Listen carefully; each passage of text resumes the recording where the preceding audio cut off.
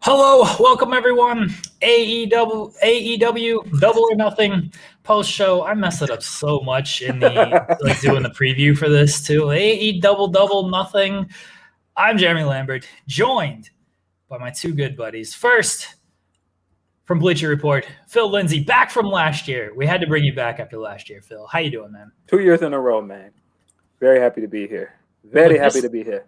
This is the Double or Nothing crew. If I can, continue to hold down this job and keep doing it, because also joining us from Post Wrestling, he was at Double or Nothing 2 years ago. Andrew Thompson. Jesus. Andrew, what's up, buddy? Phil and Germ, it's a pleasure to be here with y'all two good men, man. Always. Guys, in the chat, you can leave us a super chat, get your question, comment, statement read on air. Leave us a thumbs up on the video, subscribe to the channel, head over to Fightful Select for any type of breaking news. We also have on the channel right now, Sean Rossaf is streaming the media calls, the AEW Double or Nothing post-show media calls. I don't know who will be speaking on those. I assume Tony Khan and a bunch of other people. So you can check those out. Don't go over there now. Listen to us right now. You can listen to these media calls. Tony Khan's just going to tell you, tremendous show. I thought this was top to bottom one of our best shows we've ever produced. The crowds being back was very lively. We had the Inner Circle. We had the introduction of Mark Henry. We had new women's champion and Britt Baker. We had the Elite, Kenny Omega, and the Young Bucks retaining. Just how great with this show, everybody. I think this is our best show, and now we're on the road to AEW All Out, and that's going to be a tremendous show as well, everybody. Now I'll take questions. That's going to be his intro. You don't have to watch it. I just did it for you. There you go.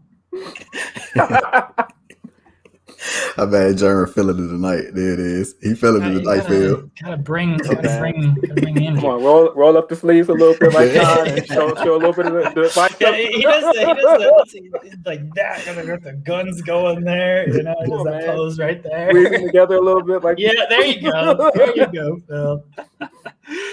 Anakin says, "Can Andrew tell the story of him almost beating up Jerry?" Look, bro. We not doing this. we not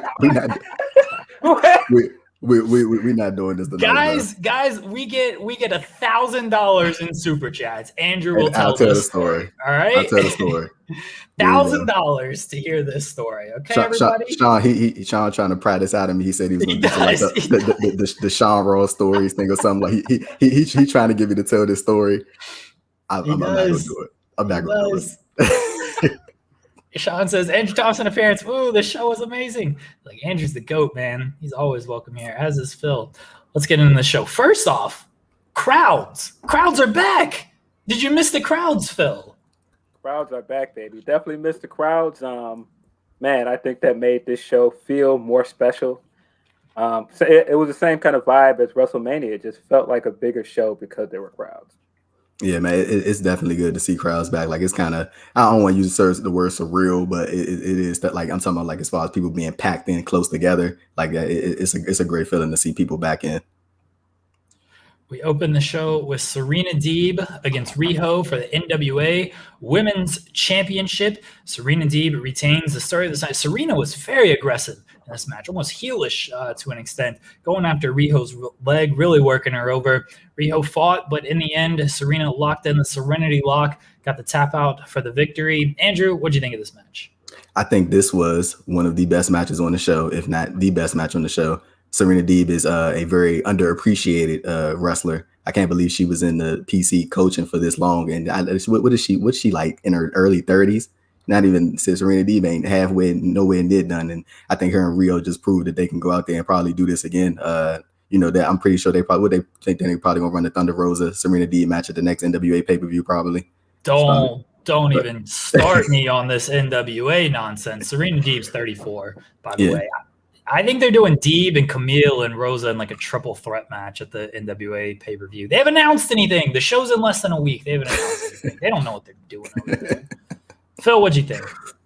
I agree. This was probably, for me, the best match on the card.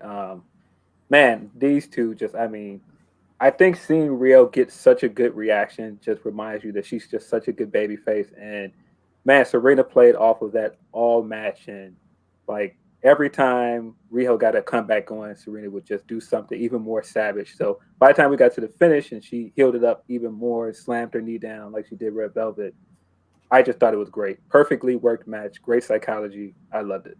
Bro, the thing I liked about Serena Deeb the most is like she came out and she got these big cheers, and then like she immediately flipped that and got the crowd to boo her, and then everybody got behind Rio. I was like, bro, she is so like she is like hella talented, bro. She is so good. Yeah, I'm with you. Like, man, how is she at the Performance Center just coaching? Like, she is so good, and it's nice to see her in this role, and getting this opportunity with AEW and with NWA a little bit. Man, I thought this. I legitimately thought this was the best match on the show. It's close between this and a couple other matches, but the crowd was super into this. It was nice to have that crowd back for this match.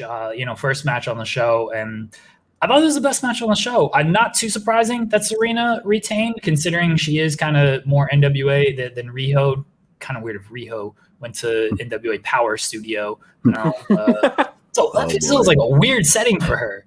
So yeah. I thought Deeb winning was the right call. But I love this match. I thought it was tremendous.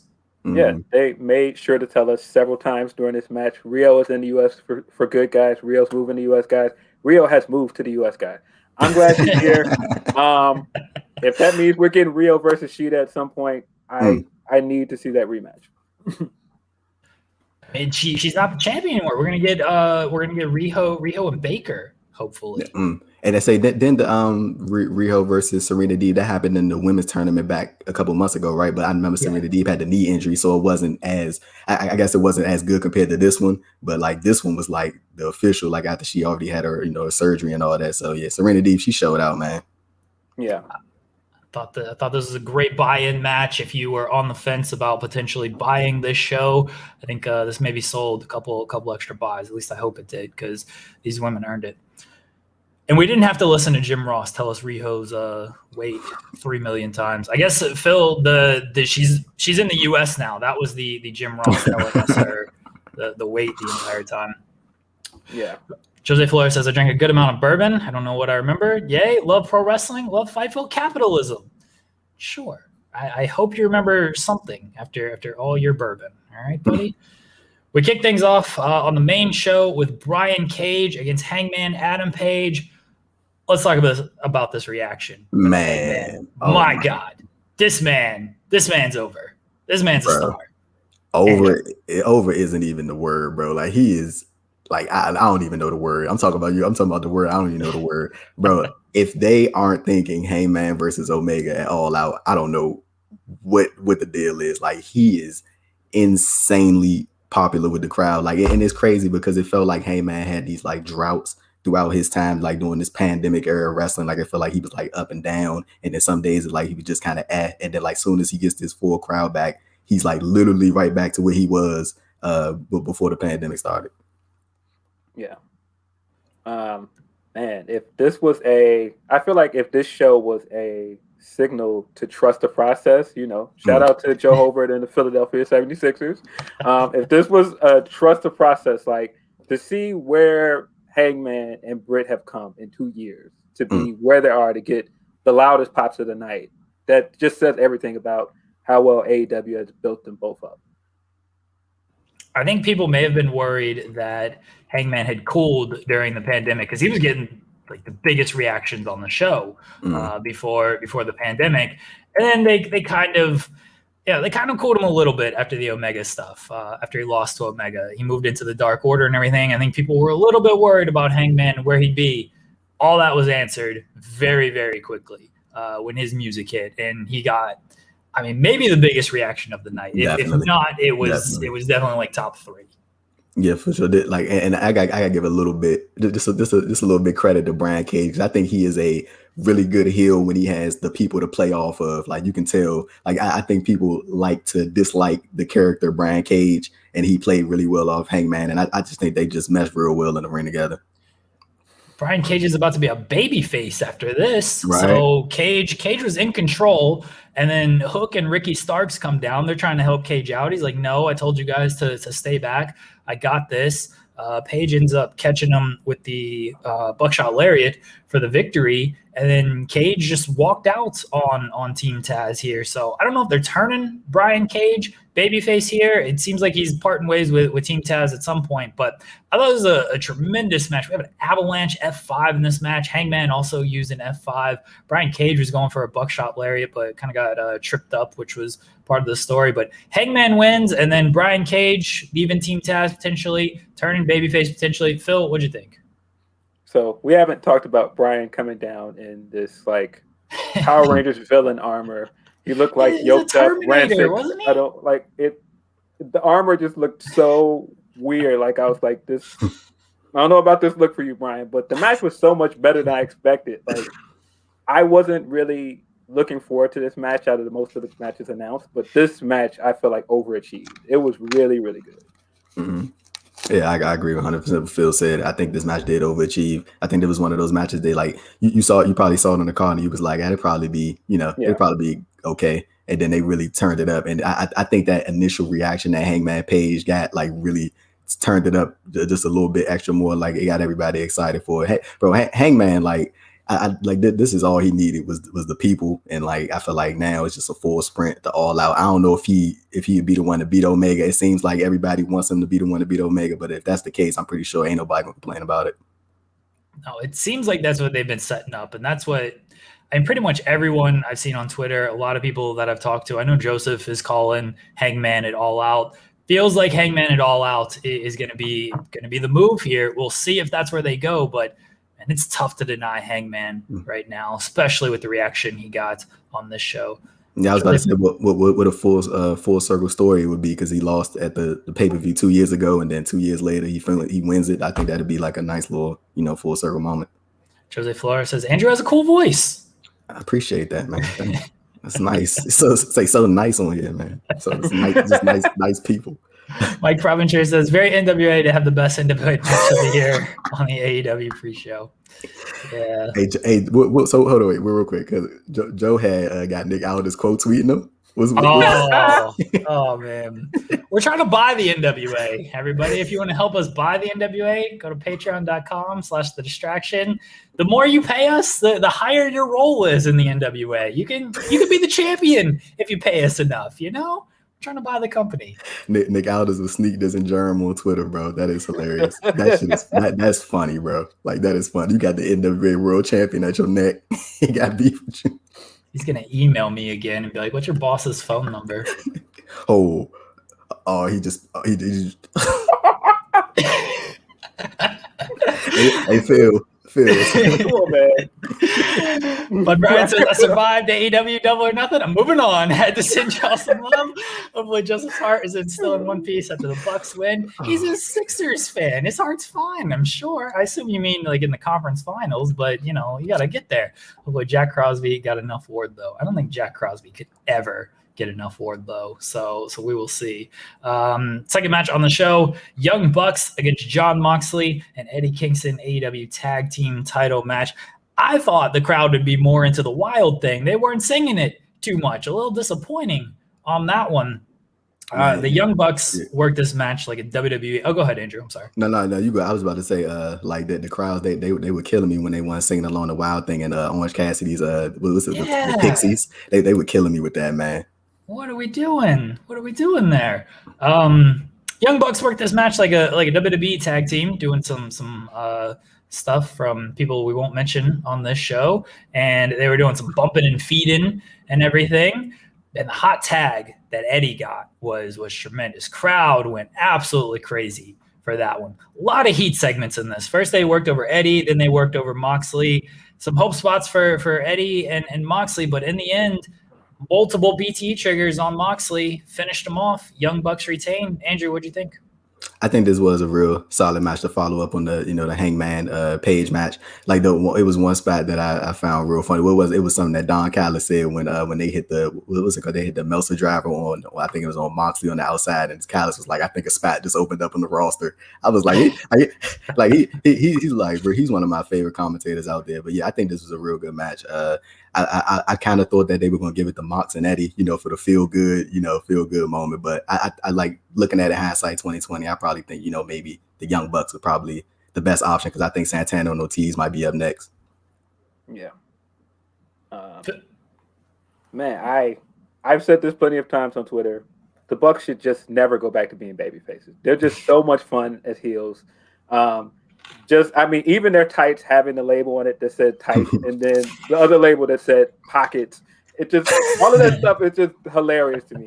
And I know some people probably think it's over the top and cheesy, but I think that's what makes it so funny. Is like even when they came down and they did the poses and Mox came and jumped him immediately. He started stuffing the streamers in Matt's mouth, and he's just reacting super over the top. All of that stuff is hilarious. The match itself was really hard hitting, really good storytelling of them keeping Mox in the middle of the ring and just like decimating him, just pelting him with super kicks. And then when Eddie comes in, at some points I was like, ref, get one of these guys out the ring. How long are you going to keep these guys in the ring? Like get one of these guys out the ring. But I think it worked because they did enough damage to keep it interesting. But yeah, it never looked like Mox looked weak in this thing. They had to hit him with 3 BT triggers to put him away. Yeah, I thought it was great. Hey, Phil and Jeremy, I wanted to ask y'all something. Have y'all ever seen a wrestler that has like shed his like, I guess the proper word is like previous employer, like Mox has? I mean, like as far as like anything that he's done in WWE, like it's like he's not even like compared or like linked to what he's doing in WWE. Like it's just like Mox is like the AEW, doing this stuff at GCW now. I feel like he's like completely shed like anything negative or anything like involving WWE. I was just wondering what y'all think. He's definitely no longer Dean Ambrose. Yeah. Maybe Kenta. I feel like Kenta has completely eradicated all the Hideo Itami stuff. But yeah, Mox, I feel like that was the other thing. When he came out and they were swinging the shoes around and walking through the crowd, they looked like tremendous stars in that moment. It just was so cool, man. I think the difference, at least for me, between like Moxley and Kenta is one, he was like Kenta beforehand and, pretty big on a big stage with ROH and Noah and everything. Like Hideo Itami was just like a 205 Live NXT guy. Like Ambrose was world champion. Like he was main eventing shows. He faced Brock Lesnar at WrestleMania. Like now, yeah, completely different dude. Like to me, he's like the top guy in wrestling. Yeah. Outside of like Reigns, if I'm doing like overall draft picks in the entire wrestling world, probably take Reigns 1. I'd probably take Moxley 2. Like he's tremendous. I love that dude. Jose Flores says, Phil, Young Bucks rule. Yes, they do. There was a little bit of heat. People getting mad. I was saying the Bucks put on a good story here. It goes against all of the narratives everybody wants to run with on Twitter. But why do people think the Young Bucks like can't tell? I never understood that. I never got it. I feel like somebody said that and people just ran with it. Yeah. Jose also says it's Jose. Sorry, Jose. Jose. Is it Jose? What? I think they spelled out ho like that. One alliteration he used there. Okay. Jose. All right. Taxel says, you think Eddie and Hangman cross paths when he wins the world title, standing on the stand, or Eddie and the Dark Order? I don't know. There's not like a link between like Eddie and Hangman, is there? Am I missing something? I feel like you like putting that you gonna force the crowd to boo one of them. I think that's what that is. Dude, Eddie was over. Like Eddie was like getting bigger cheers than Moxley in this match. Eddie was people love really Eddie Kingston, bro. Oh, he rules. he rules. Like just listen to that dude talk. Just tremendous. Just tremendous.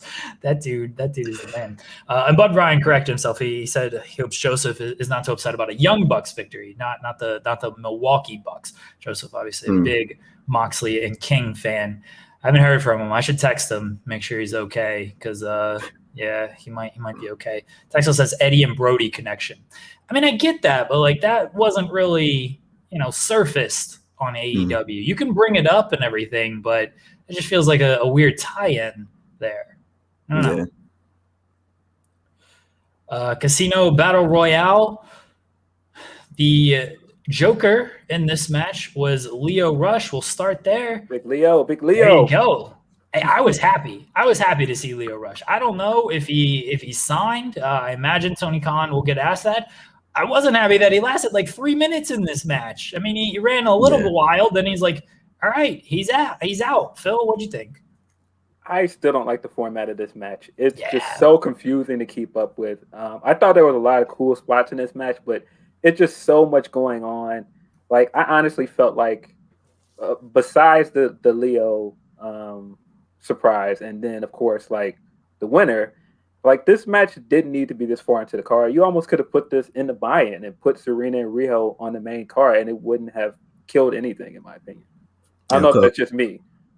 As I say, of course, AEW needed Leo. The challenge man is bringing in the ratings. You need Leo Rush in your roster. Right. That's 100%. But not for real. Like in all seriousness though, like look at the 2021 that Leo Rush has had, bro. Like he's been in MLW, done some stuff with New Japan, of course, working the independents, doing the stuff with GCW. Like I'm pretty sure, like if the borders weren't, if the restrictions weren't so tight because of COVID, I'm pretty sure Leo Rush would probably be in Japan doing something over there. Like he is having like a hell of a like bounce back year coming out of WWE. And I also got to say, I was just happy for Christian, man. I was happy to see him get his big ovation, and I'm pretty sure Jeremy, you're gonna bring it up, but man, Jungle Boy is like, dude, like he is over, bro. Like it's crazy. So Jungle Boy wins this match. Christian came out first. He was part of the first group. I'm with you, Phil. I don't like the format of this thing. The structure is off a lot of times. With these battle royals are tough in general, but when you're like grouping people like this, I'm not really a fan of it. Christian's part of the first group. He got taken out by Private Party and Matt Hardy. He outworked everybody by sleeping on the outside for like 10 minutes. And then it came down to Christian and Jungle Boy. And this was the thing. The crowd kind of turned on Christian here. Like they wanted Jungle Boy to win this match, and they were pulling for him big time. Christian seemed like the obvious favorite on this, and they went with Jungle Boy, and I respect them for doing it because they could have just easily gone with Christian. I figured this would be like a Dynamite main event that they would do since the next pay-per-view is so far away. They went with Jungle Boy. Listen to the crowd. Jungle Boy's going to get his title match in 2 weeks. Andrew, what do you think of Jungle Boy winning? Yeah, I definitely think this is the right decision. Like, of course, I think like because the interaction that Kenny Omega and Christian had on Dynamite a few months back, I instantly thought that that was probably going to be the case some way down the line, like at a Fight for the Fallen or a Fighter Fest show. That was probably going to be the headlining match. But like just listening to the crowd, bro, like it was too obvious to like and I think you need to further build your young stars, man. The Jungle Boy is clearly one of their young stars, and they'll give him the world title opportunity. I think he's gonna show out when he gets in there with Kenny. Yeah, man, that save he did to stay in the match was awesome. When he came around the ring post, that was smooth. Hey Phil, that was risky, brother, because that could have went so left. Yes, that could have. But it looked great. It looked great. I thought the finish of the match looked great, and man, I was glad to see Jungle Boy get just unanimous cheers and get the win. I thought that was the right decision. Oh yeah, Phil and Jerm, we got to talk about. I was one of my biggest surprises on the show. No lie, I was surprised at the reaction that Max Caster got. I thought people was gonna boo him for real. I thought he was gonna go out there and people was gonna boo him. He choked. Bro, Andrew, you can't tell me this man did not choke during his rap. Look. Okay, he messed up at the end. He was going, but Dustin Rose wasn't giving him no play. Dustin Rose was like staring like harsh. He was like, "Look at me, Dustin," and then he was like, "Yo," and then you had JR mocking him on the commentary talking about "Yo." I'm like, come on, man. But I thought they was gonna boo the hell out of him when he got out there, and they popped for him because I think it was the beat, because the beat go hard. We're not gonna say it act like it don't. Yeah, it does. the beat goes hard on that song. But yeah, like he did mess up at the end. I know what you're talking about. I like Max Caster. I would Max Caster. I was glad he got a cheer because he deserved it. I was sad he went out so early. I was like, why is he going out this early? He did Papa Doc that though. That yo Papa Doc. He Papa Doc it a little bit right there. No, I expected this. I've been saying it for weeks that he was going to thrive as soon as the live crowd came back. If anybody on that roster can play off a live crowd, it's him. Yeah, you want to know one of the things I put this down because I wanted to make sure to mention it. It's crazy, like seeing how far like Dark Order has come, like as far as their reactions go. Because I know y'all remember 2 years ago when they debuted at Double or Nothing, bro. It was crickets, like it was horrible. Like people was like, "What in the hell is this that they got going on in the ring?" And like, see where they at right now. Evil Uno getting big pops coming out from his he doing the Twitch stream stuff. Like he blowing up. Like it's real crazy to see what Dark Order is right now. And Brody elevated that group bro, so much. Bro, one of the saddest things, I'm pretty sure a bunch of people have mentioned this on social media just over the last couple of weeks, but like the fact that he didn't get to, get that big moment, because, everybody has talked about it before, Phil, we've been on podcasts before, Jeremy, we've been on podcasts before, talked about it, like the fact that he didn't get that big moment in Rochester in his hometown, but that's probably like one of the saddest things, because I'm pretty sure that crowd would have went ape shit for him if they would have got to see him live. Yep. Yeah. Cyclops better than Wolverine says, y'all think if Leo and Mark talked backstage? Oh, Phil, hey, bro, at the end of this, like when we got to that, I was going to ask Phil, because when we did the podcast with Reg, we had talked about this, the Mark Henry, Leo Rush stuff, and I wonder if like they can't, like they cross paths, because Mark Henry, he was on some real petty stuff. I know you remember that, Jeremy. I think we covered that on the site, like he's talking about he's gonna sue Leo Rush and all. I'm like, bro, come on, man, like, dog. Nonsense. Yeah, that's good. That's probably interesting. I'm betting Leo was gone by that point. Brian Denny says you guys are on something. I feel like Leo Rush was a good Joker entrant. Complete dud. What do you like? Who are you strongly disagree with you, brother. Yeah, like I don't know. Disagree with you. People Leo's were like, man.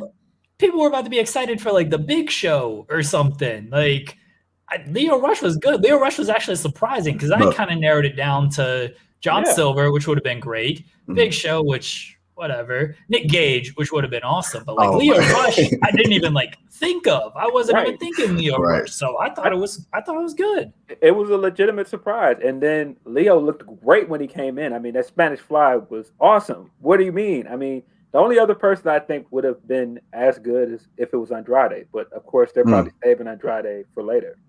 People must have think we just thought Bryan Danielson was about to come out, man. Let me tell you something. He will be on WWE TV Friday Night SmackDown in July. I promise you.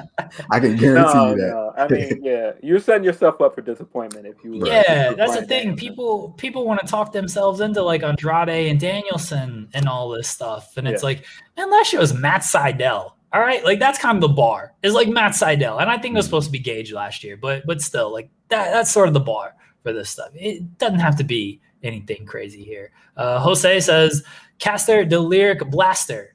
There you go. He's a rapper as well. And then we have one more from Kevin Steets. Says the show definitely AEW putting out their young homegrown talent for everyone to see. Jungle Boy, Darby, Hangman, Britt, Sheeta, and Sammy. Yeah, homegrown in quotes. People get in trouble for using that term, apparently, from what I've seen. Phil, did you get in trouble with the homegrown stuff? No, not I. I was watching that one from afar, but I was like, stay out of that one. Y'all ever seen that meme of the dude smiling while you're looking out the window? That's like one of my favorite things. Somebody saying something, getting roasted for something that you agree with. Yep, I was just like, yeah, man. Sorry that happened to you, brother.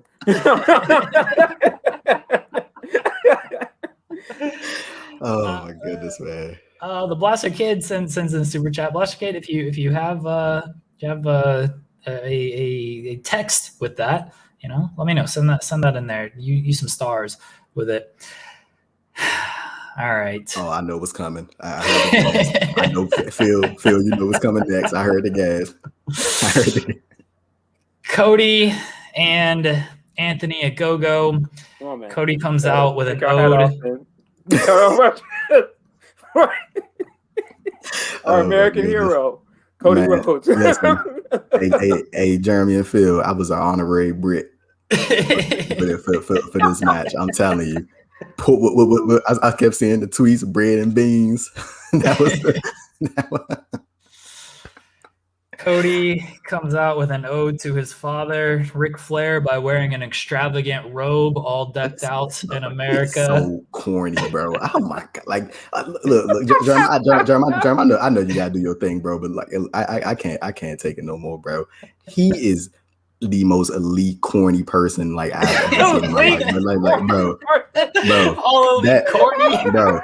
That promo that he cut. I'm not gonna dive into it because I know I don't want to hold everybody too long, bro. But that's just like classic like white America. Like don't have any other view of the outside world. Like, I don't know what's going on except my bubble. Like, let me tell you what I see in this world, and that's all that matters. I'm like, and then you're giving this whole promo about the biracial child, and you got the plant dude standing in the thing with the white dude with the Black Lives Matter shirt, who was there with his biracial son, with his biracial son who tweeted it out on Twitter and shit. Like, I'm like, dude, like, come on, man. Like, I understand you trying to present something to the masses, bro, but you ain't gotta be corny about it. Like, I'm not even gonna get into the whole situation with him, you know, all that.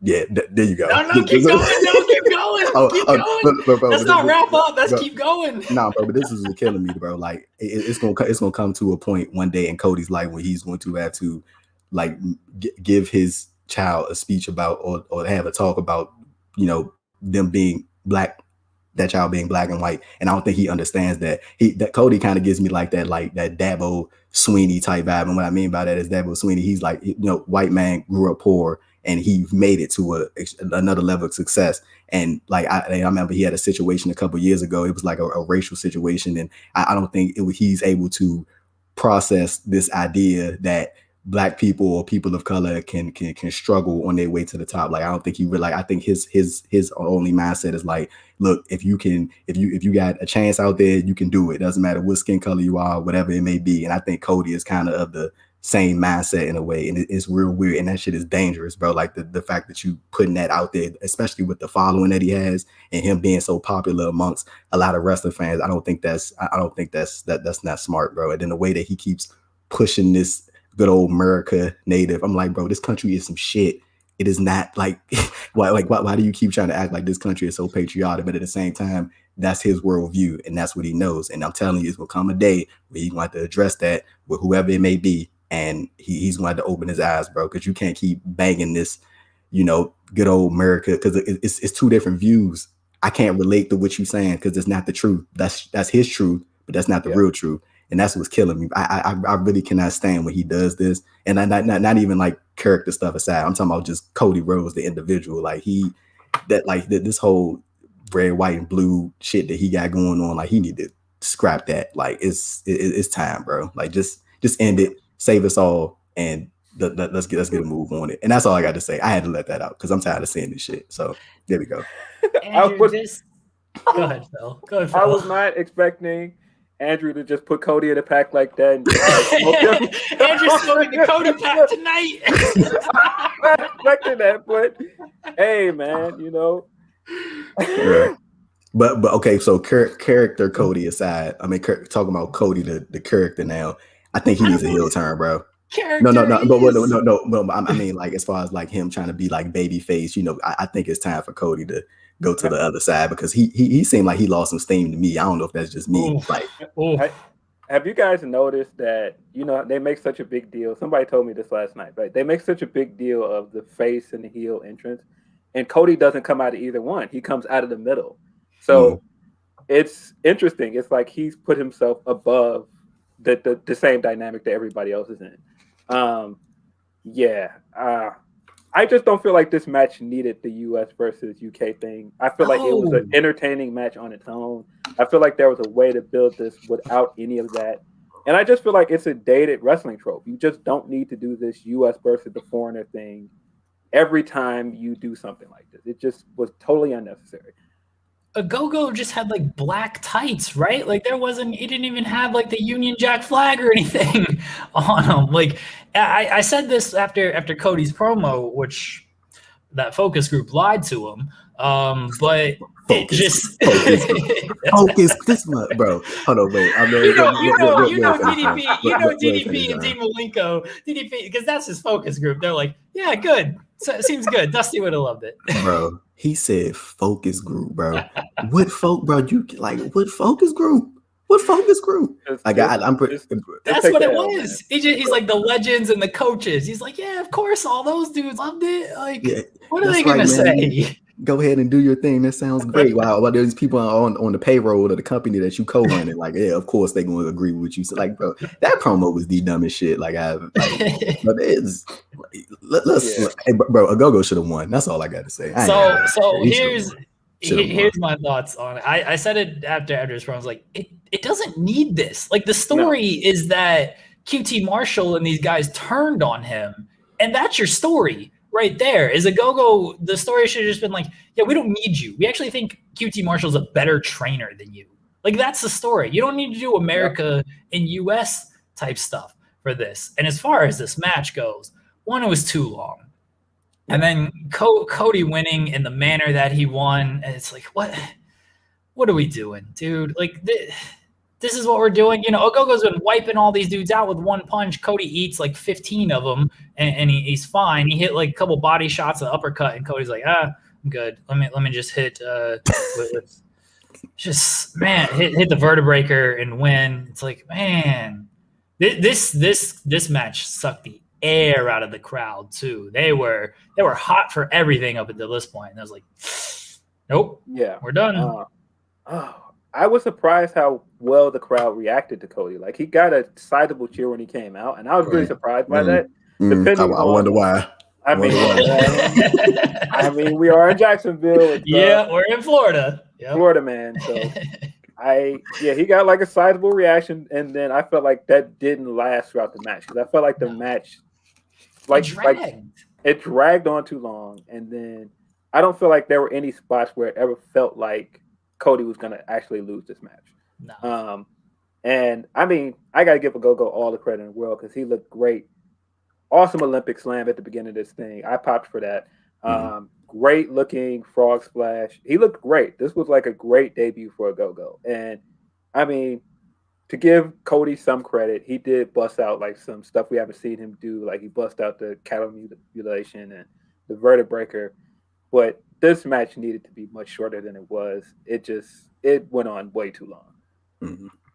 I'm fine with Cody winning clean. I thought they should have done a different finish, though. I pitched a stoppage finish, like he attacks the eye of Ogogo. That way you protect Ogogo a little bit there, but it was just too long. A lot of super chats on this. Jose says, Cody was super nice to my daughter. Screw that British dude. But also says, Ogogo cool, though. Ogogo is a star in the making. So I don't know which British dude he doesn't like if Ogogo is cool. Carlos Easy says, we are all British tonight. Let's see here. I got to scroll and find them. Shay Angel X says, what do you think is next for Cody? Any more foreign villains he can find to be the dream one more time? Man, Andrew said it, but go ahead, Andrew. I was gonna say, people are gonna be real sick when he take that TNT title up on Miro. I'm telling you, you laughing. Bulgarian threat, man. Oh man. And Phil, I was laughing like, oh no way. Phil's like, he's probably right about that. that sounds like a threat. Hey, I know we're gonna get to a next match, but like, dude, I was not expecting Miro to be this over. Like, he's like getting like great reactions, bro. Like, I was surprised. I'm happy for him. Carlos Easy says, American Dream, corny roads. Yeah, it is. Jordan Hanley says Cody has no self-awareness, unlike the Bucks. That's true, man. At least the Bucks and Omega, they kind of get it. Cody, I don't know. The Bucks and Omega, they do the smart thing. Yeah. Be quiet. Just be quiet. Be quiet. Well, Tagus says the most dangerous person in AEW is Tony Schiavone. I don't get that reference. Anybody get that reference? I know. I don't know, man. What's next for Cody? I can see him going back into the TNT title scene, but man, they've got to figure out what they want the direction for him to be in and make this big enough matches for him. Because if it's just, bring somebody else in, put them over, you got to figure out a way to do that other than him just getting these long, extravagant introductions like he did tonight and then predictably winning. It doesn't work. Cyclops Better Than Wolverine says, after tonight, Cody is dead too. He pulled the Triple H book. Yeah.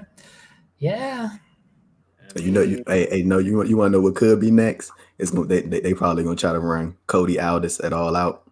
Oh, no.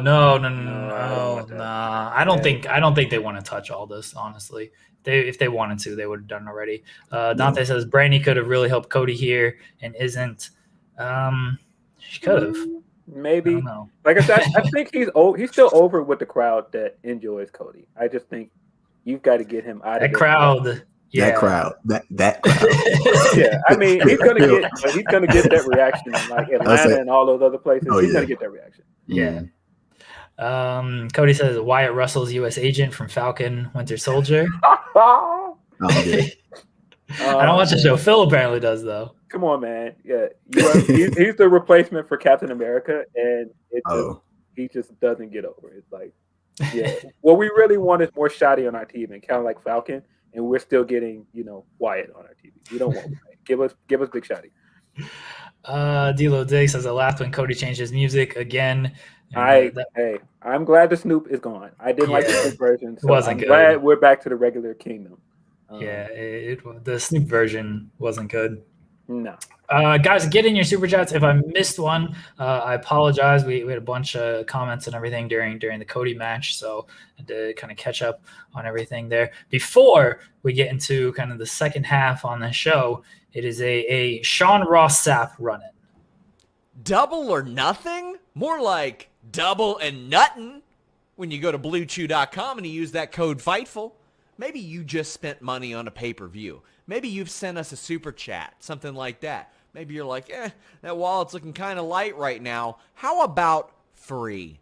Use that code FIGHTFUL. You're going to get your first shipment of BlueChew.com for free. It's a unique online service that delivers the same active ingredients as Viagra and Cialis, but in a chewable form at a fraction of the cost. No doctor's office, no awkward conversations, no waiting in line at the pharmacy, nobody looking at your mail and saying, oh, wow, wiener pills. None of that. It comes to you in a discreet package so you can come not so discreetly from your package. Blue Chew tablets are made in the USA. They prepare and ship direct, so it's cheaper than a pharmacy. The process is simple. Sign up at BlueChew.com. Consult with one of their licensed medical providers. Once you're approved, you'll receive your prescription in days with that active ingredient that works best for you. It's not just for people that have a problem or that have ED. It's that confidence. You want that confidence, but it does help you achieve those harder, stronger erections. BlueChew.com. Code FIGHTFUL. Put on your best pay-per-view performance. Go double or nuttin'. Hey, bro, Sean wild, bro. He is wild for that last double. This man pulled out a dildo on Wrestle Talk. All right, That's how you feeling? Yes, the Dong Lord. He's just over here just pulling out dildos and stuff. Like straight like that, huh? What are you gonna do with this? Just like yeah. What are you gonna do with this man? Kimchi said Cody. It was a super chat. Said Cody is part Cuban. He claimed. Yeah, motherfucker got 0.5% Cuban. Talk about he Cuban. People be killing me. He need to get off Ancestry, bro. Get off Ancestry. His mother's Cuban, right? Oh, I think that's what it is. I take that back. I apologize. Phil got him with that one. No, I was just trying to clarify it. I didn't want anybody to come for my man. Like, trying to help him out. My apologies. I didn't know. I'm sorry. Good look it out, Phil. Good look it out. They was gonna come for me, bro. Good look it out. AEW TNT Championship match. Miro against Lance Archer. Andrew said it earlier. Miro is over. This man is over. He's been killing it since he dropped Kip Sabian and everything. The thing he did on Busted Open, where he's talking about AEW in my home, just come here to murder people, go home, spend my money. Tony ain't my boss. He's my business partner. He's cutting these promos. Oh, Miro's great. I love this match. They beat the hell out of each other. Two big meaty men slapping meat. Jake Roberts came down with the snake, and Miro said, "Fuck your snake," and tossed it up the ramp. And Miro ended up choking him out. With the accolade, I don't know what he calls it in AEW. Game over. But the game over. All right, there you go. Phil, what do you think of this match? I thought it was a little long, but I think it was possibly coming out of the last match because it dragged. And so at this point, it was like we were trying to get the energy back into the show. But man, I knew once Miro finally got a title and he got like a real push, it was off to the races. And like this totally proved it. I mean, he's been cutting great promos, as you said, and the online game has been great. The Twitter stuff, even what he tweeted after the show, and he was saying, "Man, call Peter. Let's make a out here, man." He's been fantastic, and I'm super happy for him. Like he's one of those guys that deserved something like this for a long time. So I was happy to see the fans happy to see him back.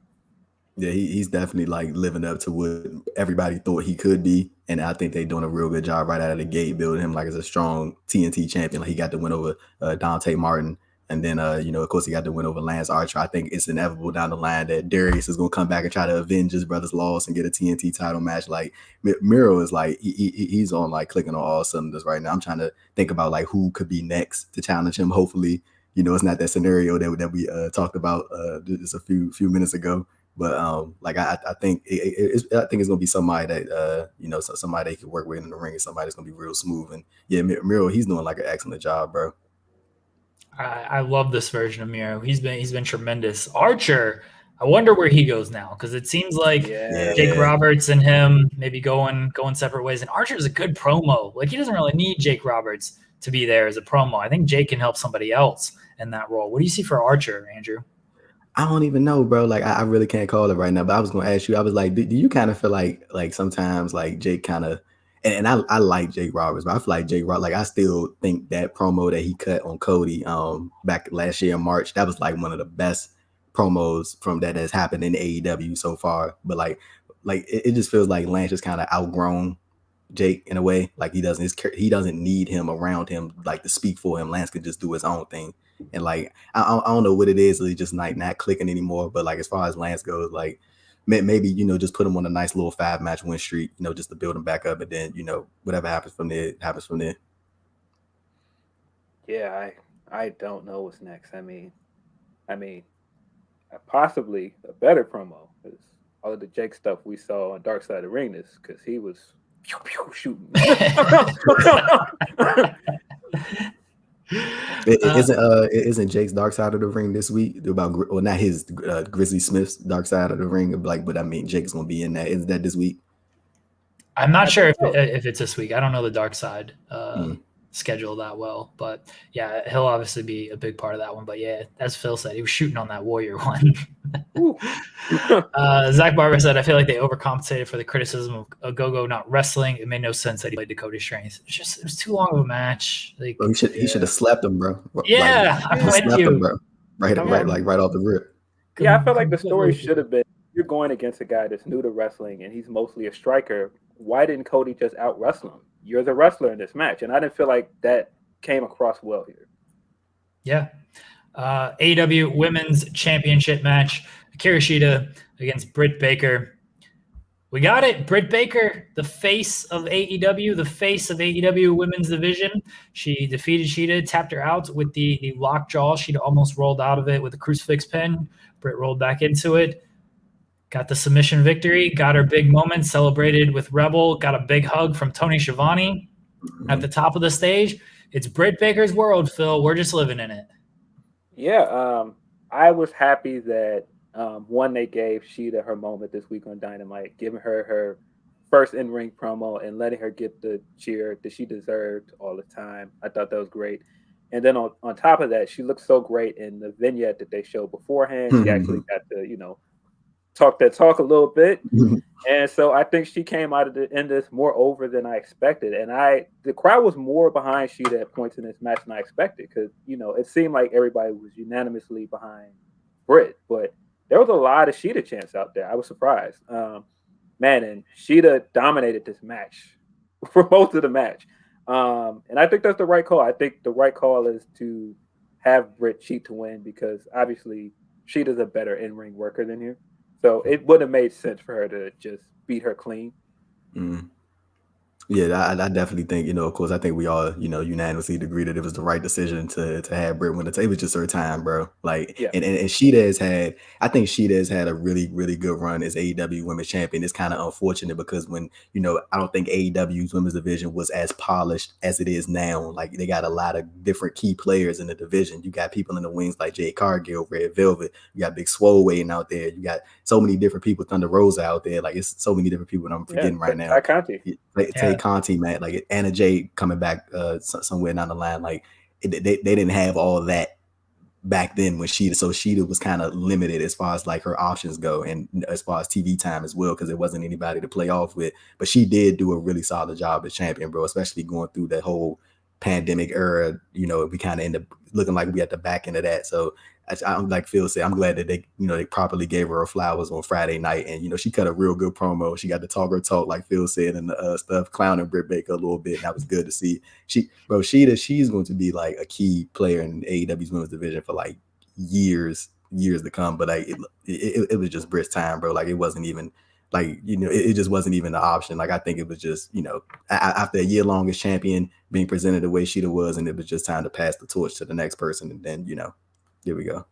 I mean, Britt said it herself, like carrying this division and through the pandemic was tough. And she's like, I don't know if I could have done that because, Britt was not at the point she was this time last year to where she is now. The division is so much stronger now. And hopefully we get more stories. That was always my complaint about Sheeta as champions. Like she'd had these very good matches, like that Penelope Ford match last year. They haven't done like anything with Penelope Ford as a wrestler since, but like it's kind of a slept on match.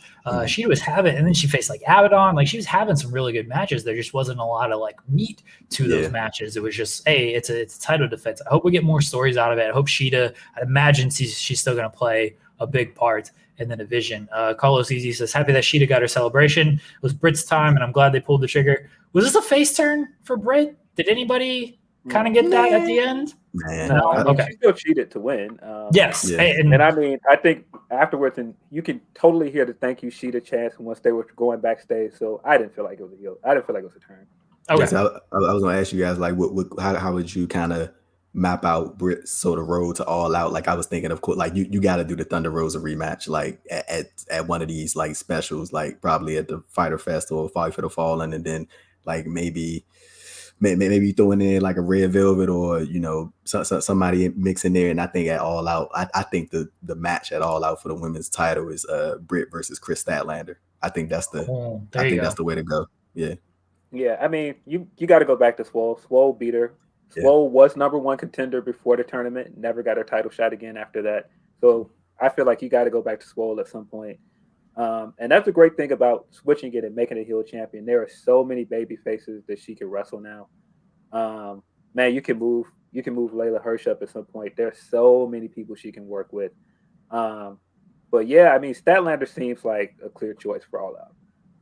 See, I think I'd go Thunder Rosa at All Out. I love the stat. I love going Statlander though. That's a good call there. But I'm about to say maybe they do another.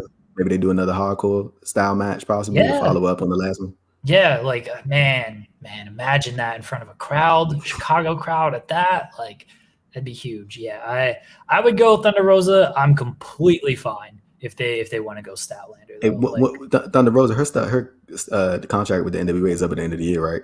Yeah. I know she can't wait, bro. I know she can't wait, bro. I know she can. She's gonna be trapped in the NWA forever if she lost to Camille. Fortunately, she just took her to a time limit. God, that thing. Darby Allin and Sting against Scorpio Sky, Ethan Page. Sting, 60 years old. He takes a suplex on the ramp, pops up, just going after it right away. Darby Allin gets just yeeted into the front row. They had wrestlers there, thank God. But man, that was a spot. D'Lo Diggs just hashtag yeet that shit. Just tossed him right in there. I love the finish of this match as Scorpio is going for a slingshot cutter and Sting holds onto the ropes. Scorpion death drop. 1, 2, 3. That Sting looked great. Not even great for a 60-year-old. Like he just looked good in this match. Obviously, they limited what he was going to do, but he looked good. Phil, what'd you think? Yeah, this served its purpose. Got Sting into a debut in front of a live crowd. Got a great reaction. Man, that splash he did off of the stage, I was surprised. I was like, okay. Slow it down. Yeah, it was, but yeah, he looked great. He looked great in ring. Man, Ethan Page is fantastic. Like throwing Darby out of the ring. His reaction when Scorpio got the move and he's just running back and forth on the apron. I can't wait till they are ready to push Ethan Page as a singles guy. He's just so good. His humor fits perfectly with AEW. I love Ethan Page. The only thing I didn't care for about this match is it feels like I'm worried. What is the plan with Scorpio? Like you had him win the brass ring, and then he lost his title match. So it doesn't look like he's going to go back into the title picture. So what exactly are you doing with him at this point? Phil, you done said it all, my brother. You done said it all. But first, I do gotta give props to this thing, bro. He did really good. Like we can't even graze it. Like I know Jeremy mentioned it, but like this dude is 60. What he's 63 years old, bro. Yeah, 62, 63. Like, yeah, that he did great for somebody his age, bro. Like he performed really well. He still looks in shape. You know what I'm saying? He look like he take care of himself. So like props to this thing for sure. Like I'm glad he got that big big hoorah moment. Crowd went crazy for him to see him get the win. But like it's like I think Darby Allin's gonna be fine. Darby Allin is over. Like he's stamped in. Like he's good now. Like Darby's stamped in. I think Ethan Page is sort of finding his way a little bit, like Phil mentioned, bro. But I don't know what it is. Like it just feels like they haven't been able to find like that one thing for Scorpio Sky for like to really sink his teeth into it. It's just not. It's just not clicking. I don't know what it is. Like I felt like it was at the beginning with him and Ethan, but it feels like Ethan is kind of like rising above him a little bit, like just as far as like the character stuff, and people are starting to like pay attention to Ethan a little bit more to Scorpio, and it's like I don't know, man. Like it is. I feel like Scorpio's a good baby face, but he can be a good heel at the same time. And it's like, it just seemed like he just never recovered, like coming out of like that, or not recovered, but like it was just never anything more after, he won the AEW World Tag Team titles. I remember when all that stuff was happening, he was over his hell. And then like, it just went away. He was the first person to pin Jericho. He was the first person to pin Jericho in AEW.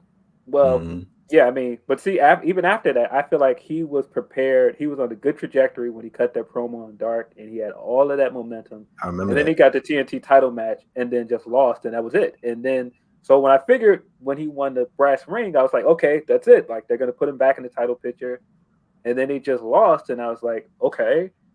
And I think he's still in a good spot. I enjoy him as a heel. If when they go back on tour, he's back to doing, this is the worst town I've ever been in and stuff like that again. Cool, but like I feel at this point he's ready to be in a title picture, whether that's the TNT title picture or the world title picture. You've got to move him up at some point. You got to do something to progress him forward. It seems like Scorpio, like throughout his AEW tenure, like he has these like moments where it's like, okay, this is when they're going to do this with him, and then they like never had. Like I even remember what was that, the Late Night Dynamite show, the match he had with Ben Carter, and then I remember after that everybody was like, okay, this is when they gonna get behind Scorpio, and it's like they did, but then it was I don't know, man. Like hopefully once they start touring again and going to different cities, then things will pick back up for them. But at least on TV every week, so it was weird. It was weird how he just like kind of split from SCU, and there was nothing much there. He just kind of like turned heel, and it seemed like he was ready for like a singles push to the heel. And then they just put him with Ethan Page, and I think their dynamic has been great. I think they've been a very good tag team. But Scorpio said it himself. He's like, we're two singles guys as a tag team. So I don't know how long he is for this. We'll see what they do with Scorpio Sky. Valba, I apologize if I screwed that up, is the man they called Sting. He can still do this. He can still do that. He's still big as a bull, still quick as a cat. Did Jim Ross say that? No, that's that's the theme song. The man they call Sting. Oh my God. Man they call Sting. He does this. He does that. He's big as a bull, quick as a cat. You look fine. He looks cool. He's his own man. He's nobody fool. Man they call Sting. Man they call Sting. I do not remember this. That was the banger WCW theme, baby. You just reminded me with JR. Jim Ross did a call during the car match that I hated. I hated it. He goes, man, these two may be ladies, but they're not fighting like ladies. Ross, don't do that again. Straight up, don't do that again. There is no worse call from Jim. Like, and look, JR is like one of my childhood. Like, you know what I'm saying? But we all love JR, bro. You know what I'm saying? He just says stupid shit sometimes. But like that thing he said about Anna Jay at last year's All Out, bro. When he was like, what was it? He was like, did she have a wardrobe malfunction, or was I daydreaming? I was like, bro, what? You said that on TV? I was like, oh my goodness. Yeah. JR, man, quite the character. But I'll say at the end of that Sting match, he was calling. I think he like coughed like right. Yes. Somebody called. I was like, what is happening? He was like he had the scorpion, and I was like, what the hell going on over there? Like Barbara says, can we talk about how Sting looked better in his first match in 6 years than Taker has looked in any match in the last 6? Kind of in the Boneyard. He's the GOAT. That's why the Stinger. Right there, baby. It's the man. The Sting. He's the man. Uh-oh. Taker looked good in that tag team match at Extreme Rules, right? Come on, let's give the man some credit. Okay, I remember that. That was good. They've done more to not overexpose Sting. I mean, he is on TV too much during the week, but they don't overexpose him. Yeah, I mean, he was working like a tag team match. Like, I don't know. I'm not thinking Sting is gonna have a great match with Goldberg in Saudi Arabia either. Like, put him in that position. And I don't know if Sting's going to be able to do much with that either. So I'm not the biggest Undertaker fan, but let's call him a little bit down on the slander and realize that Sting was in a tag team match and protected in that regard compared to doing singles matches with Goldberg. Yeah. AEW championship match, Kenny Omega, Orange Cassidy, Pac triple threat match. Omega retains after just a lot of shenanigans at the end. Yeah. Omega gets he knocks out the referee. He hits Pac with all the title belts, which I thought was hilarious, honestly. He hit him with all 4 of the titles that he had, and then Aubrey Edwards comes out. He crucifix Orange Cassidy, gets the victory. Orange Cassidy very over, but Kenny Omega remains the AEW World Champion. Andrew, what'd you think? So like I was kind of like in and out for like the first 10 minutes of this match, but like towards the end they really got me hooked, especially when like you mentioned Omega started hitting Pac over the head with the belts at the end, and Don Callis jumping off commentary, immediately going to Omega's defense. Like like they had like some really good near falls in this match. Like it was some points in there. Like I didn't think Omega was going to lose the belts, but like they did a good job of like making it seem like it was like a slight possibility that it could happen, like just maybe even a chance. So they did. I think all 3 of them, like they deserve their props for this match. And like I don't think there will ever be a point in AEW when Orange Cassidy isn't over. Like people love Orange Cassidy, and I think they did a real good job of establishing Pac as well. Because I feel like Pac was kind of just like the dude in there, like a little bit, like I guess leading up to it. But like as the match went on and you see what he can do, you get reminded of what he can do. It was like, of course Pac belongs in this, in this match. But yeah, we got Omega up next at the Against All Odds show against Moose for the Impact World Title. So yeah, I think that's gonna be a good one. I'm interested to see what they're gonna do, and they can go a lot of different ways, like as far as Omega going forward. Phil, yeah. Man, this started slow, but once it hit its note, like it just took off. I thought this was one of the better matches on the card. Like Kenny coming out with all of the titles for this was the biggest flex in the world. Callis is hilarious. Like Andrew said, him yelling shit into the microphone and jumping off out of his seat and running down to help was hilarious. The undertone of him throwing the Impact title to Omega first to help him win the match. Long-term booking, kids. That was. I thought that was really, really clever. And then continuing to throw belts in was hilarious. Pac looked awesome in this thing. Like I cannot believe that they were really using this guy as a cruiserweight. This guy should be in your world title picture. He's just too good, man. There was one point where he low blowed Cassidy and then just like turned around and jumped out, did a suicide dive, and then immediately jumped back on the post, came in and did this 450 off the top, and did it all seamlessly. Like it was amazing. He did several spots in this match that were just incredible. Cassidy never felt like a gimmick guy. Every time he used the pockets, like it looked cool and he did something cool, like especially coming off the top rope when he did it. He did the like a senton he did off of the top rope with it. Yeah. And then slid back in the ring and did the kip up, and it all looked great. Like at some points it looked like Cassidy could really win this match, and every time he almost won, the crowd was erupting every time. This was just a lot of fun, man. And I have to assume this is setting up for a one-on-one with Omega and Cassidy. It has to be. Bro, isn't it crazy like how like Orange Cassidy, like you really believe that he could be AEW World Champion? Like, bro, that shit is crazy. Like, I'm pretty sure like in other places, and I'm not just specifically talking about WWE, like maybe and maybe in other places as well, but I don't think Orange Cassidy would be considered like world champion type guy, but like in AEW, bro, like I could believe that he could probably pull it off, and I don't think people would complain at all. I think he would get probably like a hell of a reaction if that were to happen one day. But like I think they've done like such a great job of like keeping Orange Cassidy like his character so like on point. Yeah, he's doing like really good. Yeah. Carlos Easy says Orange needs to win a belt before the year ends. I don't think it's gonna be the world title. The TNT title, he could potentially get that over Miro, and then the tag team titles. I mean, I think Trent and Chucky are kind of the teams there. They introduced the trios title at some point. That could certainly go to them, but he's over like without the belt, and like having the belt. I'm not saying like this guy needs to be champion, but like he just like doesn't need it. He's just a guy who just like doesn't need the belt. And don't Bray Wyatt him. Don't Bray Wyatt him. Yeah, he doesn't need it, bro. Yeah, but yeah, I mean, I think this proved he's a main eventer tonight, man. I think he looked like he belongs in the main event. Mm-hmm. Phil Felice says the crowd lost it when he almost stole the pin. He's over. He's very, very over. And Carlos Easy said, can tell TK is a huge fan of the distraction after all those run-ins. So I wanted to mention this at the end of this.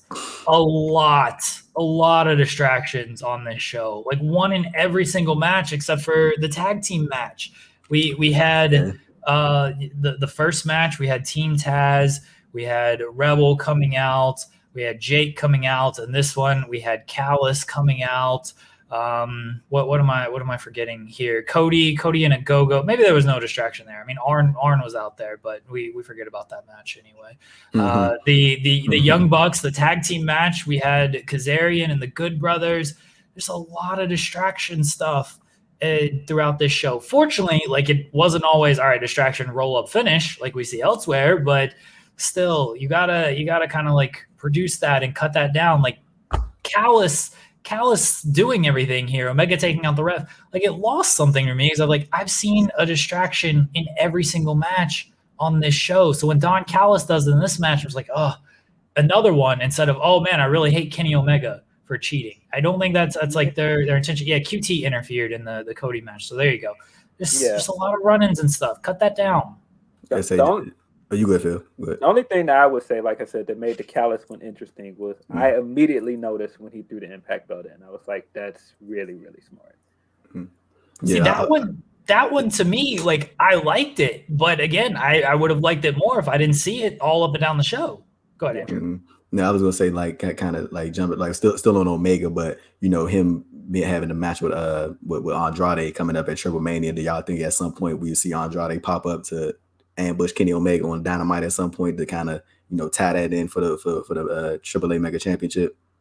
Phil, I could see it. I could have seen it. Was very possible that he could have been in the Casino Battle Royal, but I think they're saving any kind of match with Omega for the AAA show, and that's the only reason why I don't think he's turned up yet. Right. Man, if they get Andrade on the show, I kind of thought that maybe he comes out at the end of this match, but then I saw him on vacation on a boat with Charlotte and Rick and Roosh and everybody. I was like, oh yeah, he ain't leaving that to come to this show. Sorry. But man, if they get Andrade on the show and they couldn't get a single Rich Swann appearance building up to that match, that's a bad look for Impact. Like, that's man, you can't get him on the show, but Andrade is gonna pop up. Like, I hope he does. I still think they mishandled that Rich Swann thing, not having him at least show up once on Dynamite. That's man.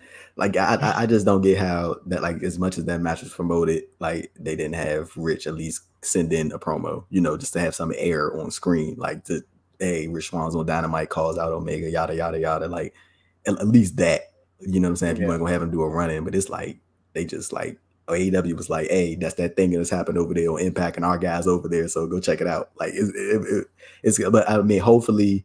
Well, I don't think they will, but hopefully they, we get some type of appearance from Moose at some point, like Yeah. Hopefully Moose gets that type of shine that Rich Swann couldn't. Yeah, the only thing I can think of is I'm assuming they are doing something else that's like a co-promotional show. That's the only reason I'm thinking maybe they didn't do it. Other than that, I don't know why they never had Rich on that. It was a weird decision. Tony Schiavone announces that Mark Henry is All Elite. He will speak on Dynamite. He will be a commentator for the AEW Rampage show. And I'm very, very sorry. Someone sent in a super chat that said Mark Henry, great addition to the 17-man booth. And I did not write down the name. I very much apologize for that. So if that was you, note it in the chat, and I will correct my mistake. But what do we think of Mark Henry? Anything? Mark is such a big WWE guy that I was surprised. Like, this is sort of like the Paul White thing. I was like, I did not see Mark leaving, but this just goes to show there's so many people that want to do other things that wrestle with WWE, and they're not giving them the opportunities. Like, there's no reason why Christian shouldn't be at WWE right now. There's no reason why Mark shouldn't be coaching. I mean, you've got Bianca Belair, which is somebody he brought to that company in like a main event scene right now. She's a world champion. He should be coaching over there. He should be talent scouting, something. And I think it's a missed opportunity on their part to let him go somewhere else. And in that way, I think he's going to help AEW a lot, behind the scenes and coaching and other things. Now, he said some things I think are goofy, and I don't necessarily care for his personality, but that's neither here nor there. like what Mark, of course, just like Phil said, I think he is going to be a great asset to AEW on the scouting department, because he did, like Phil said, got Bianca Belair, Braun Strowman. You know what I'm saying? Like he obviously has an alpha talent. So and then he goes to those strong man and strong woman competitions, and finds like these elite athletes, you know what I'm saying, that people don't even know about. So he's obviously going to be a great addition. I think he'll be solid on commentary as well, backstage and stuff. But yeah, I don't think it's going to be, I think it's going to be a good addition to AEW overall. And I think it's going to be, I don't think he's going to be the last person to get brought in, because like I think WWE they need like a real a reset of how they structure things, because they have a lot of people that they could be using in these different roles. They just choose not to. Like even me, like I think letting Tom Phillips go was like probably one of the biggest mistakes that they could have done on the commentary front. And if I'm Tony Khan, I'm looking at that Rampage show and I'm like, hey, we just get Tom Phillips on there, and then 5 months after that we could slot JR out and then put Tom Phillips on Dynamite with Shivani and Excalibur, and then have it like that. Because JR even said, then JR said like this is his contract year, or like by the end of by next January. Yeah. It's a lot of people, because they signed a lot of people to a 3-year deal when the promotion started. So Scorpio's deal is up this year too. Yeah, a lot of deals coming up. And Janela's too, I think. So yeah, it's gonna be interesting, man. But yeah, if I'm Tony Khan, man, I'm looking at Tom Phillips, get him on that Rampage show, and then once if you don't want to, you don't want to disrespect, you know what I'm saying, and like bum rush him out, but like slowly start to make that transition, because but Tom, I'm curious to see how Tom Phillips would be in an environment that's not WWE commentary, because I think he would be really great. Yeah, I agree. If you're going to keep JR, he's so great in those backstage interview segments, like the pre-taped ones. Like, I would keep him for those, but you could easily slot him out for somebody on the commentary desk. I mean, I forgot until they were playing all of the stuff from the Impact match. We got Morrow calling on Mega Match this year, which is still crazy to me. And he's obviously said he still wants to commentate and do wrestling. Man, if they can get Morrow. Oh man, that would be. And just let him do his thing, bro. Yeah, get Morrow on one of their shows. He would be great. It was Bid Moon who said the Mark Henry bit there. Man Antonio says Tony said New Japan said yes to his promo on Nick Khan. So I guess he ran that by New Japan, and they were like, yeah, we're cool with it. I mean, who in New Japan said it would be a thing, but Tama Tonga. Yeah, it was totally Tama Tonga. He was like, sounds good to me. Tama trying, he trying to get himself everywhere, bro. He really is. He really is, though. We are at the main event, guys. Last chance, get in your super chats.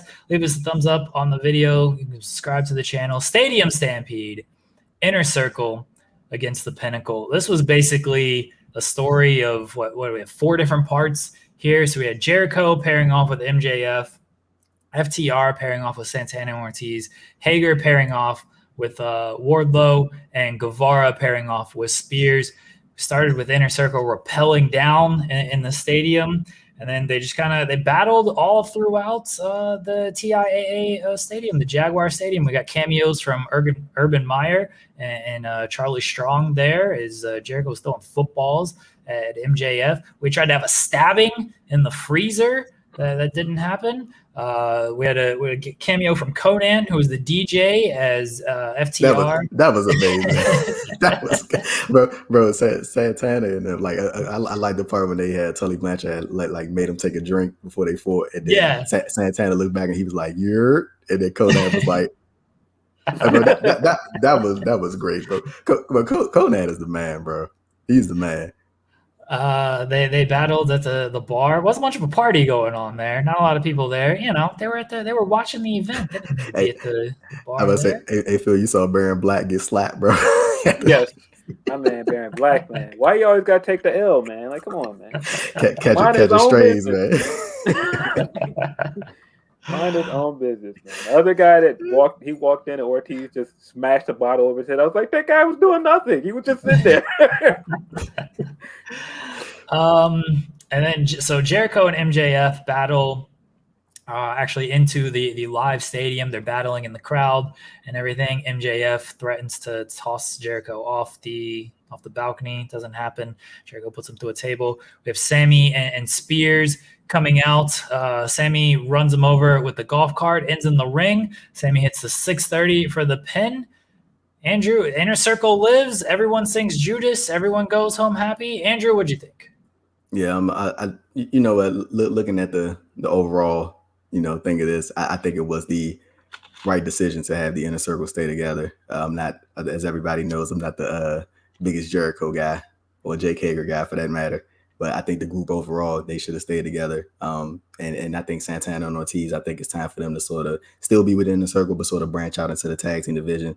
Sammy Guevara, man, like he's done like a complete, 360 from, everything that unfolded last summer, but his comments came about Sasha Banks and stuff like that. And I'm not going to be that person to tell somebody, how to feel about, his comments, because I think that's just some foul shit that you should just never say. So I can't tell nobody to ever get over that, but I don't think people should. But, I think that he has done a good job of, coming out and apologizing for what he said and, just taking ownership, because I think that's the smart thing to do. You should have did that. Tessa Blanchard, that's the smart thing to do, take ownership of what you said. I think that's the best bet. And, you can let people decide if they want to forgive you or not. But I think Sammy Guevara has done like he's done really well coming out of that situation and, publicly and, on screen as well. So, I think it was a solid job from everybody involved in the match. And, it was good. I know there was some parts at the, like near the end where people were like, let's wrap this thing up, man. It's getting a little late. Let's tie this thing together. So yeah, it was a good celebration. That was, perfect way to end the pay-per-view with the fireworks and all that good stuff. Phil? Yeah, I didn't know what to make of this. Having so much energy from the crowd and going to a cinematic match and taking your crowd energy out of it was an odd choice, especially in the main event. And then we started with like this boy band entrance where they slid down and like walked up with like the sparklers behind them. It was like, I was like, this couldn't be any more corny, but I was like, go for it. It took a while for me to get into the match because it was so cheesy at the beginning. But I mean, it's Stadium Stampede is supposed to be. But I think just because it was such a long card, it was like, okay. But it was still an entertaining match. I really like the idea of ending it with Sammy because Sammy technically cost him the Blood and Guts match because he did quit for Jericho, and having him kind of take over in the fourth and pin Spears, I thought that was great. Him withstanding the chair shot and doing a beautiful 630. I thought that was great. Oh, bro, that 630 was clean. I know, Yeah. bro. It's some of those I look at. I'm like, I know that hurt. Like I know as he landed like flush, like right, like body to body. I was like, oh, I know that hurt. It looked great, and I mean, I was concerned if you're not going to break up the inner circle, because to me, I think the inner circle has kind of outlasted its shelf life. Like I think Sammy has outgrown them, and I think Santana and Ortiz need to be a tag team. Like I think it's just time. They are the best baby faces out of that group, and I just don't buy Jericho as a baby face or Hager for that matter. Yeah. So I just think they just stand out and they're ready to move on. But the good thing about this, it didn't make the Pinnacle look bad because Spears took the pin. It wasn't like you had something crazy like Jericho pinning MJF to end this. Like I think this was the perfect way to keep Inner Circle together and protect the Pinnacle. Fortunately, this match didn't just like end in the freezer and then everybody else was just battling around the arena and stuff while match is over. I didn't see referees in a lot of these segments. All right. The match just ended in the ring. I don't know how I feel about that, but I get they had to go to the live crowd for everything. What's her name was I didn't mean to say what's her name. Cassie Lee Peyton Royce. She was there. Yeah. She was in attendance. She had a sort of a weird interaction. Somebody took a picture of her like holding the front camera, and then she found it on the internet. She was like, you could have just asked for a picture. I was like, weird exchange right there, my brother. Some super chats on Stadium Stampede. Cyclops better than Wolverine says, can't believe Team Q won looking like bikers for Trump. Kevin Steed says, don't know how. Look at Phil.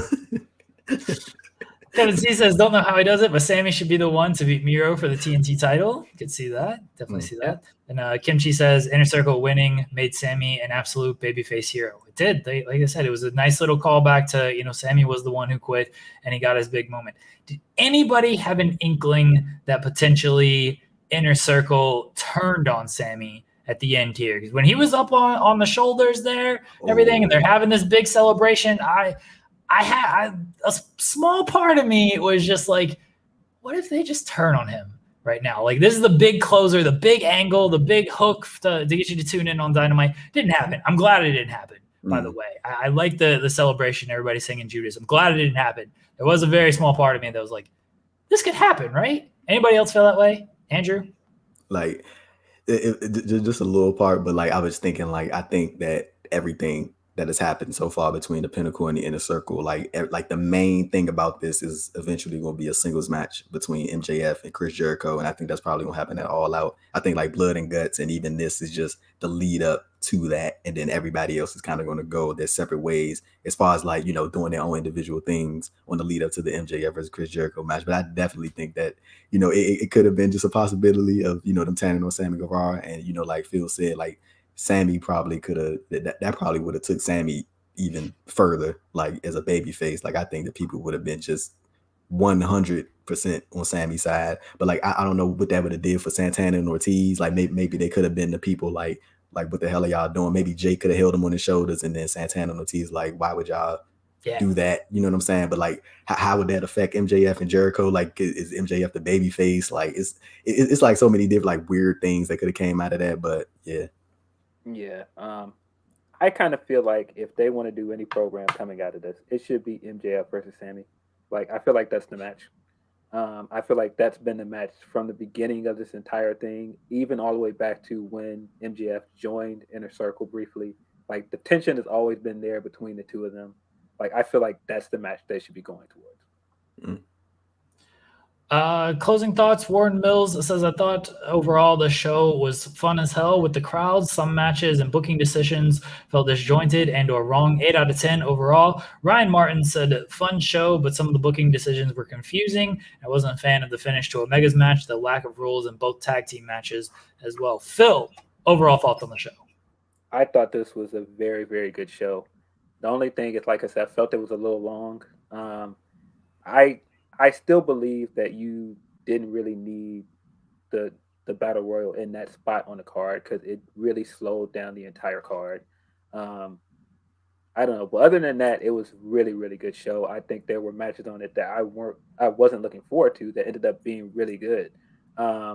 So yeah, I didn't have too much complaints. I mean, other than like the Go-Go match, I felt like that was probably the worst match on the card. But I felt like the rest of the matches were really good. I didn't feel like any of the other matches but I didn't feel like the booking decisions were off. I felt like most of them were the right decisions. Yeah, I thought it was a great show. Andrew? Definitely think it was a great show. The Serena D Rio match, that was the match of the night for me for sure.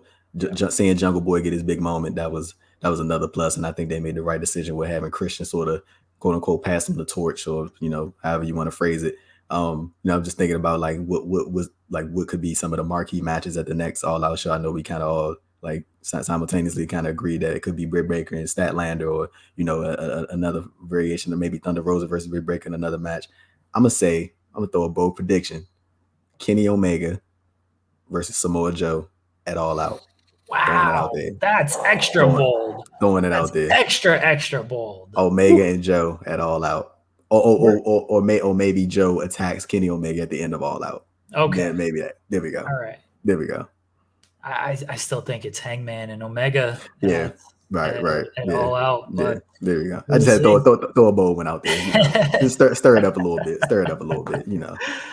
I thought it was a very good show. It was clean. They're coming off the dud explosion, which was the talking point coming out of the last show. This show was much cleaner, had the happy ending. People with AEW, they create such high expectations with everything. Yeah. Everyone thinks, oh, is Danielson going to show up? Is Andrade going to show up? Is this person, is that person? We didn't have any big surprises. I mean, Mark Henry, not really a big surprise. Leo Rush, a very good surprise, but not like top name that people were expecting or anything. But overall, it was a good show. I'm with Phil. I'm always going to say this. I don't need 4 hours. It's very long.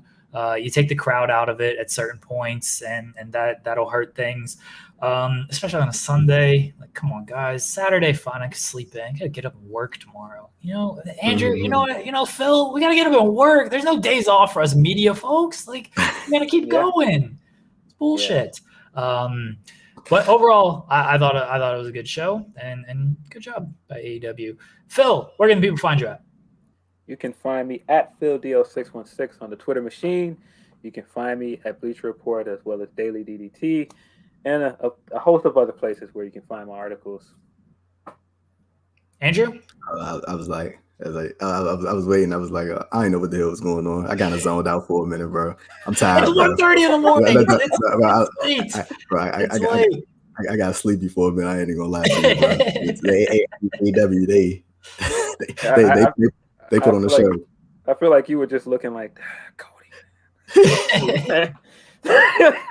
Just staring off into space. What? Oh, yeah. But yeah, they can follow me on Twitter at AD Thompson __. Same thing on Instagram. And check out my written work over at Post Wrestling, and my YouTube channel, Andrew Thompson Interviews. I got an interview with Jeff Jarrett dropping on Tuesday. So, yeah, there we go. Wow. What'd you ask Jeff Jarrett? Get the scoops, Andrew. Scoops. Talked about his departure from Global Force Wrestling, his leave of absence from Global Force Wrestling. Talked about if he would return to the ring, and he's a very close relationship with Santos Escobar, and he thinks Escobar is going to be on the main roster by the end of the year. Did you ask him why he didn't drop the title to Monty Brown when he should have? Ooh, I should have asked him that, bro. Somebody.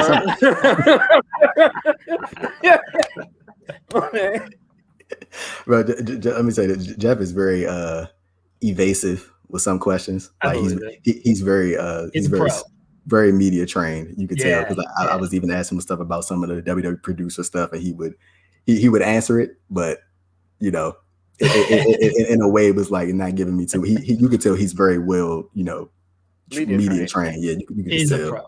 Yeah, he's done like 3 million interviews promoting this podcast Oh my goodness, bro! So many interviews, bro. Yeah. That's like the hardest to prepare for. I ain't even gonna lie, like the ones that they did like a stretch. Right.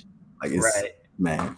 But you got to try to find stuff that hasn't been asked already, but then you also got to ask like certain questions to make sure the promo gets out there and everything. Oh my god. Stuff. That's why you're a pro, Andrew. Guys, we didn't get $1,000, so Andrew's not going to tell the Jimmy Havoc story. Sorry, everybody. Sorry. That was the goal, but Yeah, you guys didn't hit it. Come on, give us more money. What are you doing? You had to be there, and the only people that saw this was Sean. So and I know Sean, the follow up. Yeah, I know the there you go. follow up though. Jeremy, because you were in the group chat when this unfolded. So I know that part, and I know what happened at in Baltimore. In Baltimore. Yeah, in Baltimore. So a whole thing, man. But I'm proud of myself because I kept my composure, and I'm not banned from StarCast. So there you go. There you go. Not banned from StarCast. Guys, we appreciate the support. YouTube.com/Fightful. Keep checking us out. Subscribe to the channel. You can go over to Twitch.tv/Fightful Gaming. Tomorrow, Joseph Holbert and I will be doing a show at 5 p.m. Eastern. He will be giving his takes on Double or Nothing, and I will rehash a lot of my takes, but the floor will be Joseph's. Joseph will be doing his takes. Twitch.tv/Fightful Gaming. Check out The Distraction Thursdays, 3 p.m. Eastern on this channel. We'll be talking nonsense and doing nonsense like we always do on that show. Thank you guys. We appreciate it. We are